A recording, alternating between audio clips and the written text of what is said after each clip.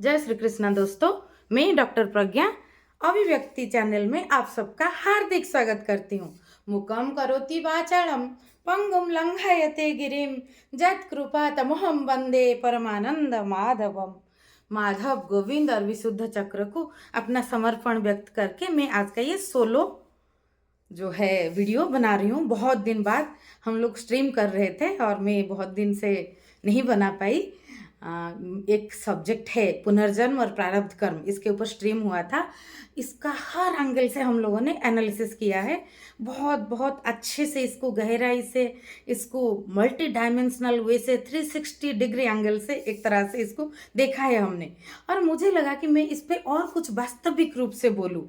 जैसे इस तरह की जो सवाल आता है कि पुनर्जन्म है या नहीं, इसका प्रूफ हो, इसका वैज्ञानिक दृष्टिकोण क्या है, तो इस पे मैं एक छोटा सा कहानी से पहले शुरू करना चाहूँगी। ये कहानी ज़रूरी है इसलिए बोल रही हूँ। युद्ध हो रहा था, बहुत सैनिक मर रहे थे। तो डॉक्टर और जो ट्रीटमेंट कर रहे थे, जो नर्स, उनके स्टाफ जो है वो चेक करके जो चिकित्सा के लिए जिनको लेना है ले लेते थे। जो डेड बॉडी है उनके ऊपर स्टाम्प लगा देते थे कि डेड बॉडी है। तो फिर जो सेवायत उसको लेके जला देते थे। तो एक के ऊपर स्टाम्प लग गया है। जब उसको लेने आए तो वो बोलता है कि मैं जिंदा हूँ। तो उसको वो सेवायत जो है, जो सेवा करने के लिए लोग हैं, जो लेके सबको जलाने के लिए, वो उसमें से एक बोल रहा है कि तू ज़्यादा पढ़ा लिखा है, डॉक्टर से ज़्यादा जानता है, तेरे ऊपर स्टाम्प लगा है, तू मरा हुआ है। वो बोलता है नहीं, मैं तो बात कर रहा हूँ, मैं जिंदा हूँ। तो वैसा है, मैं जिंदा हूँ, ये सबसे बड़ा प्रमाण है कि I am alive, I am speaking, I am laughing, it is me, it is all about me. So it comes first, it is the first proof कि मैं जिंदा हूँ। जैसे कि ये घट रहा है, ये पहला प्रमाण है। तो अगर एक 4 साल 3-4 साल का बच्चा, ऐसे बहुत बहुत उदाहरण है, आप गूगल में विकिपीडिया में देख सकते हो। इंडिया में एक शांति देवी करके है, वो उसके पूर्व जन्म के उनके नाम था लुगड़ी देवी। वो अपनी घर से आगरा के पास की घटना है, लखनऊ के पास 60 किलोमीटर दूर पैदा होती है। 4 साल की उम्र में बताती है जो जो घटना। एक टीम बिठाया जाता है, महात्मा गांधी उसमें इन्वॉल्व है, वो टीम में। और वो टीम पूरा जाके देखते हैं कि इनके हिसाब से बताई हुई घटना के हिसाब से छोटे बच्चा, और इतना छोटा बच्चा कहाँ से, तब तो इंटरनेट भी नहीं था कि ये सब कलेक्ट करके जोड़ के बता पाएगा कि मेरा ऐसा जन्म हुआ था। तो बता रहा है बच्चा और घटा है। ऐसे बहुत बहुत घटना। मनु शर्मा करके एक है, आप ये सब मनु शर्मा री इनकारनेशन आप ये ढूंढिए, ये तथ्यगत है। और ऐसा नहीं कि कोई कहानी लिख दिया और मैं पढ़ ली। री इनकारनेशन शांति देवी के ऊपर एक फेमस जर्नलिस्ट ने किताब लिखा है कि आई वॉज हियर बिफोर, इस टाइप का टाइटल है किताब का। आई हैव लिव्ड बिफोर, ये किताब का नाम है। और एक डॉक्टर है, डॉक्टर आई एम स्टीवेंसन करके, वो इसके ऊपर बहुत रिसर्च किए हैं, बहुत किताब भी लिखे हैं, अमेजन में अवेलेबल है। तो ये तो तथ्यगत बात घट रहा है बहुत। और ये जो पूरा जो जो 100% लोगों ने बताया है कि हमको याद है। तो लेकिन एक आमतौर पे देखते हैं, ये सवाल उठता है कि फिर सभी लोगों को क्यों नहीं याद है। तो अगर पूछा जाए कल क्या आपने खाया था, तो बहुत लोग बता देंगे, शायद एक दो बता ना पाए। परसों क्या खाया था, और थोड़ा ज़्यादा लोग बता देंगे, और थोड़ा ज़्यादा लोग नहीं भी बता पाएंगे। और उसके पहले दिन क्या खाया था, तो संख्या कम होता जाएगा बताने वालों का, क्योंकि जितना जितना मेमोरी पीछे जाता है हम भूलते जाते हैं। वही चीज़ याद रहता है जो सार है। एग्जाम के टाइम आपने कैसे पढ़ाई किया था, आपके जीवन में कोई महत्वपूर्ण घटना, एक माँ का अपना पहला बच्चा होने का अनुभूति, पहली बार आप प्रेम में पड़े थे, ये सारे छोटे छोटे छोटे छोटे जो सुख दुख की अनुभूति जो हमें गहरा तल पे छूता है, वो हमें याद रहता है। और वो भी समय के साथ हम भूलते जाते हैं, भूलते जाते हैं। जितना जितना आगे जाते हैं पीछे का मिटता जाता है, मिटता जाता है। और एक फेंट, एक बलय के तौर पे एक बादल जैसा कुछ कुछ मेमोरी रहता है। तो इसी जन्म में अगर ऐसा हो रहा है तो पिछले पिछले जन्म में जाएंगे तो कैसा होगा, तो ज़्यादातर भूल जाते हैं। हाँ, कुछ लोग कैसे याद रहते हैं, जैसे कोई घटना में, जैसे कोई घटना उनको कोई महत्वपूर्ण पॉइंट पे उनका डेथ हो जाता है, किसी का हत्या हो जाता है, ज़्यादातर इन केसेस में याद रहता है। नहीं तो कोई समाधि को प्राप्त हुआ है, बहुत पहुंचा हुआ बुद्ध पुरुष है, तो उनको याद रहता है। अगर उनको निर्वाण तब तक नहीं मिला है, फिर आना है, तो उनको शायद जैसे बुद्ध की जातक कहानी में है कि उनका हर जन्म का कहानी है। रूमी ने बोला है I have been a stone here, a plant, then an animal, then I was human. तो मैं यहाँ हर तल पे जी के, जीवन को देख के, छू के, अनुभव लेके, प्रकृति का हर रंग रूप में ढलता हुआ मैं ऊपर चढ़ रहा हूँ। मेरा विकास हो रहा है, मैं समझ रहा हूँ चीज़ों को। तो ये एक सुंदर यात्रा की तरह होता है पुनर्जन्म। और गीता में भी है कि जो है आत्मा, उसको कोई छू नहीं सकता। वंशस्य जीर्णानि यथा विहाय नवानि गृह्णानि नरोपराणि तथा शरीराणि विहाय जीर्णा नैनानि संजाति नवानि देहि अथा चैनं नित्यं जाता नित्य भामन्यस्य मृतो। ये जो है, ये जो आत्मा नित्य जन्म होता है, नित्य मृत होता है, मतलब ये शरीर जो है यंत्र के स्वरूप वो दूसरा शरीर को ग्रहण करता है। और ऐसे हमारे जो साधु संत को उठा लो तो के बात उठा लो तो शंकराचार्य दूसरे जो काया प्रवेश है हमारे यहाँ, और दूसरे के शरीर में प्रवेश करके वो कुछ अनुभव लेते हैं। यहाँ पुरु और जाति की कहानी है कि बेटे ने बाप को अपनी जवानी देता है और बाप का बुढ़ापा ले पाता है।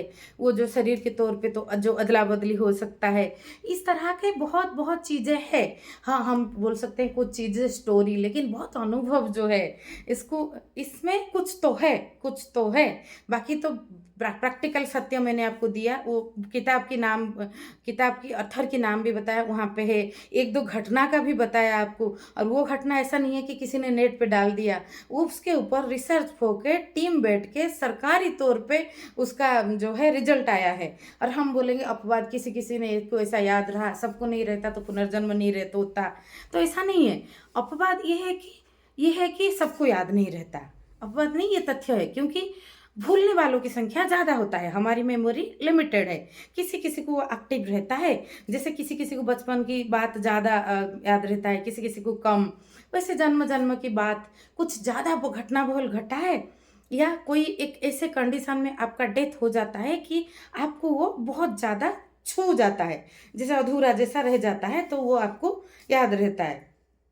ओशो के बारे में भी, रजनीश ओशो के बारे में भी है कि वो 3 दिन माँ का दूध तक नहीं पिए थे। वो कोई साधना में थे पूर्व जन्म में, 21 दिन का साधना, 18 दिन में उनका डेथ हो जाता है, तो 3 दिन बाकी रहते हैं जो कि इस जन्म में वो पूरा करते हैं। तो ऐसे, और परमहंस योगानंद का योगीस ऑटोबायोग्राफी ले लो, तो वो कैसे काशी नाम का अपना एक शिष्य को ढूंढ के जाते हैं, उसका पुनर्जन्म होता है। तो ये सब घटना घटा है। साधु संत के तल पे देख लो, विज्ञान के तल पे कहीं कहीं रिसर्च होके भी हुआ है, इसके ऊपर किताब लिखा गया है। और व्यक्तिगत जीवन में हम, जब बच्चा पैदा होता है, रोता है, हंसता है, माँ का दूध पीता है, ये तो पूर्वज कहीं ना कहीं तो तुरंत सिखाया नहीं गया ना कि इसकी मेमोरी बना, ये तो अचानक बच्चा सीखता है। और उसको सराउंडिंग का बहुत चीज़ अच्छा भी लगता है, कुछ चीज़ अच्छा भी नहीं लगता। थोड़ा बड़ा होता है तो किसी के पास जाता है, किसी के पास नहीं जाता। बीइंग कम्फर्ट, फीलिंग कम्फर्ट, ये चीज़ आ जाता है कि तब तो उसका मेमोरी नहीं बनता कि हमने 10 बार एक इंसान से बात किया, मित्रता बना, तो उसी आधार पे हमें अच्छा लगा या बुरा लगा। तो वो तो बच्चा के लिए नेचुरल होता है ना। तो ये बहुत तरह के चीज़ है इसमें। तो बोलो तो कि जन्म जन्म का जैसे यात्रा है।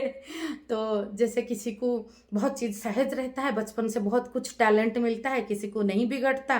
तो ये पूर्व जन्मों से बहुत सिखाया हुआ चीज़ कोई बहुत अपना लगता है, और कोई लगता है कि I can not tolerate this human being.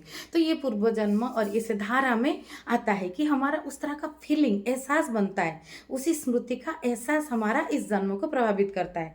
तो इसको हम एहसास जो है अनुभव के तौर पे भी देखा, विज्ञान के तौर पे भी देखा है, इसके ऊपर रिसर्च हुआ है। और मनुष्य का मस्तिष्क अगर विज्ञान के हिसाब से देखो तो इट हैज़ अनलिमिटेड कैपेसिटी।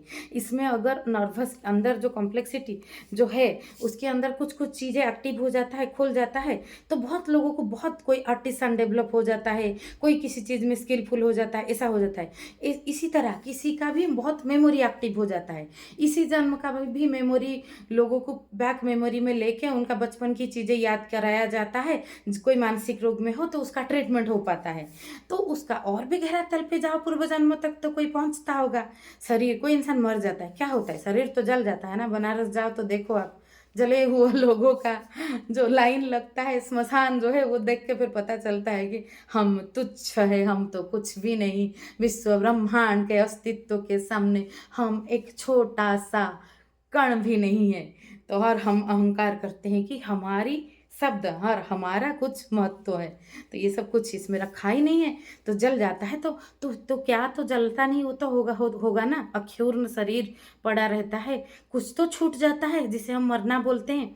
तो ये भी सवाल उठता है। श्री कृष्ण ने गीता में अर्जुन को कहा है कि हम पहले, बहुत पहले हम थे, बार बार हम आए हैं गए हैं, तुम भूल गए हो और मैं भूला नहीं। तो बात वही है कि कोई भूल जाता है, कोई एक आध इंसान को याद आता है, किसी उसके लिए कुछ कुछ कारण, उसी पॉइंट पे कुछ ट्रिगर दबा होगा, उसी वो रिस्पॉन्सिबल बस रहता है।